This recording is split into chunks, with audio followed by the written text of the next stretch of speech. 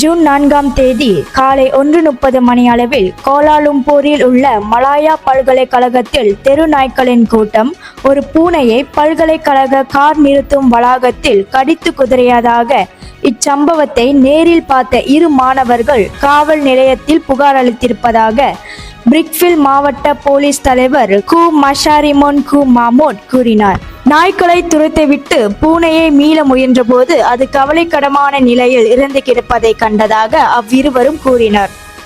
பூனையின் உடலை புதைத்துவிட்டு இச்சம்பவத்தை பற்றி Malaya பல்கலைக்கழகத்திற்கும் Kuala Lumpur மாநகர ஆட்சிக்கும் தெரிவிக்கும்படி அவ்விருவரும் போலீசாரிடம் புகார் அளித்தனர். பூனையின் மரணம் தெருநாய்க்களின் தாக்குதலில் ஏற்பட்டதால் இதற்கு போலீசார் விசாரணை தொடங்கவில்லை என்றும் அவர் தெரிவித்தார்.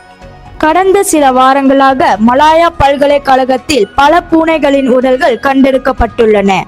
நேற்று கோலாலும்பூர் துணை போலீஸ் தலைவர் டத்தோ அஸ்ரி அக்மார் ஆயூப் வெளியிட்ட தகவலின்படி 4 பூனைகளின் உடலுக்கான சவ பரிசோதனையில் எந்த மனித சித்திரவதைக்கான அறிகுறியும் தென்படவில்லை என்று அவர் கூறினார்.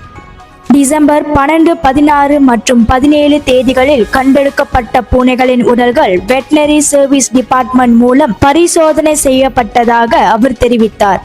இந்தியர்களின் இதய குரல் மக்களோசை.